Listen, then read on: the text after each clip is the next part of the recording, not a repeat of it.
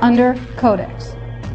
Every animal used for food on the planet must be treated with subclinical antibiotics and must be treated with exogenous growth hormones.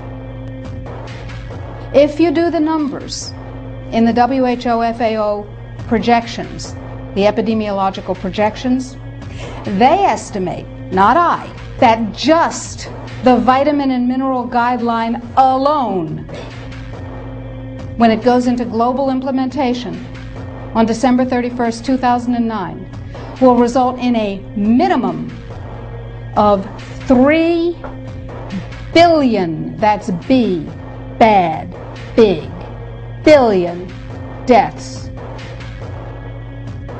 1 billion through simple starvation. Those folks who die are not particularly economically successful from the point of view of the corporations, but the next 2 billion, they will die from the preventable diseases of undernutrition. Who will live?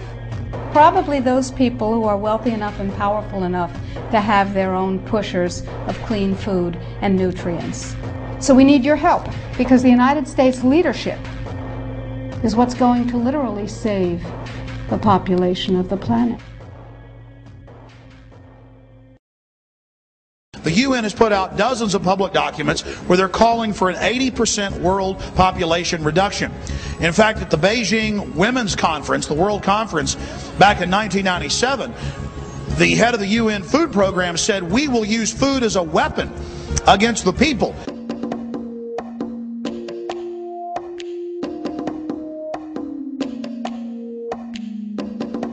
66% of the United States residents' public water is fluoridated.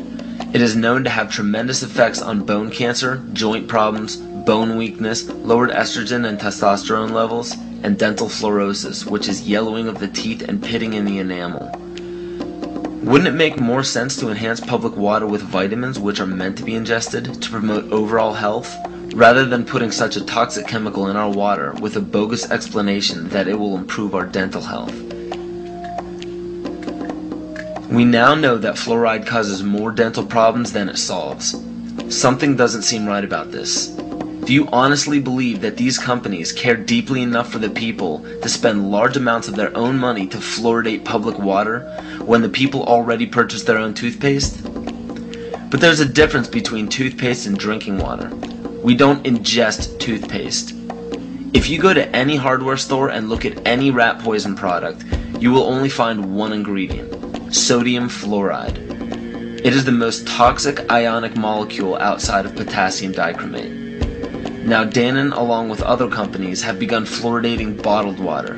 It is becoming increasingly difficult to get away from. And the fact that fluoride is also used in many prescription antidepressants shows that it eliminates aggression and motivation in people. Fluoride, to my knowledge as a physician, has absolutely no biological benefit whatsoever. But one of the significant things is that the Russians carried out all sorts of experiments on the people living in the Gulag. One of them, of course, was to fluoridate the water. Why? You fluoridate the water, why people are not as aggressive as they ordinarily would be. In fact, what is the active ingredient in Prozac that is so widely distributed in America today? Well, it's a fluoride compound. And now we are finding that public water nationwide is showing up with arsenic, lead, cadmium, and thermonium, which is a radioactive form of lead. Cancer, lowered sex drive, birth defects, sedation, and brain defects. Does this not sound like a wonder drug for anyone aiming to control a population? It's quite astonishing, Paul, the degree to which environmentalists have not been educated about fluoride. You know, people have an unconscious trust in their doctor or their dentist, and if you can persuade doctors and dentists that fluoride is safe and good, then you're able to reach the rest of the nation. People believe their doctors and dentists, and that was a way of promoting fluoride for Bernays. Fluoride was killing their cattle, destroying their crops. Fluoride given to rats had produced bone cancer and liver cancer, and that those results had been doctored to make it look as though fluoride hadn't caused as much cancer. The pattern that we saw, it typically is what we see with other neurotoxic agents that are well known to cause a hypoactivity or a memory problem or an IQ problem. When I first presented the results of these studies, one of the individuals sitting and listening to the results, he says, "Do you have any idea what you're saying?" And he says, "You're telling us that we're reducing the IQ of children." And basically I said, yes.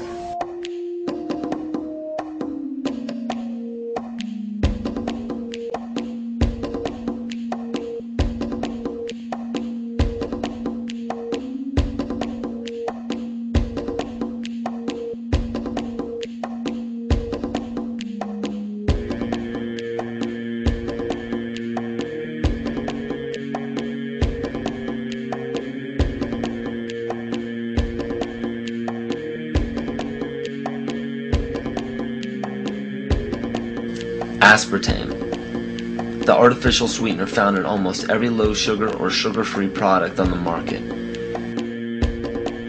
First of all, aspartame is made up of three things: methanol, which of course is what produces blindness, aspartic acid, and phenylalanine. These are all poisons. Aspartic acid, of course, produces brain lesions.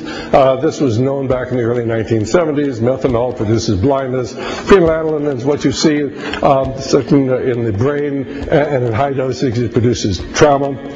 We're not making this all up. The FDA did publish back in, I think it was the 80s, they did publish the 92 potential side effects of aspartame. And they do, these side effects are quite, are extremely serious. Things like dizziness, problems with balance, abdominal pain and cramps, changes in vision, seizures and convulsions, etc., etc. So the nervous system seems to be one of the areas that's most affected. So we see people have difficulty thinking. They feel like they're walking around in a cloud or a fog. Yet despite all of these harmful effects, Donald Rumsfeld pushed it out into the stores in over 5,000 products when he was CEO of Searly, the company that manufactured aspartame.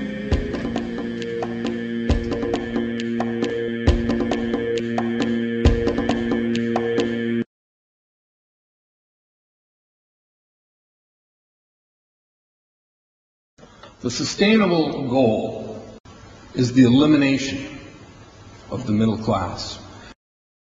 The world cannot support 6 billion people.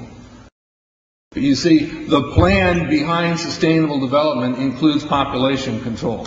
It's a program for land use control, education control, and population control. The leaders of the sustainable movement say that the world's human population should not exceed 500 million people. That's a 93% reduction of today's population levels.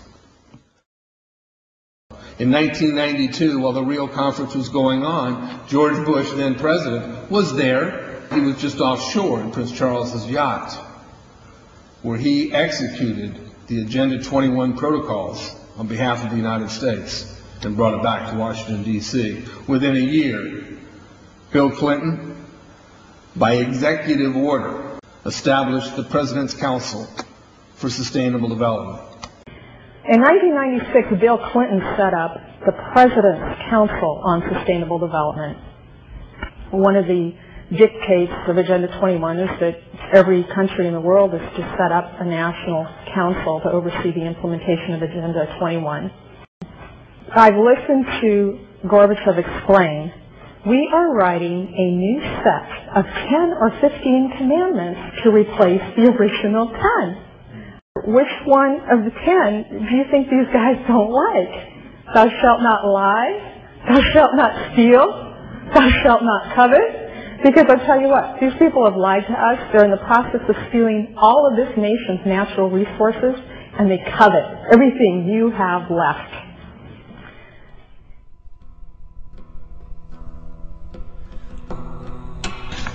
To explain the map, the red are areas that are to be off limits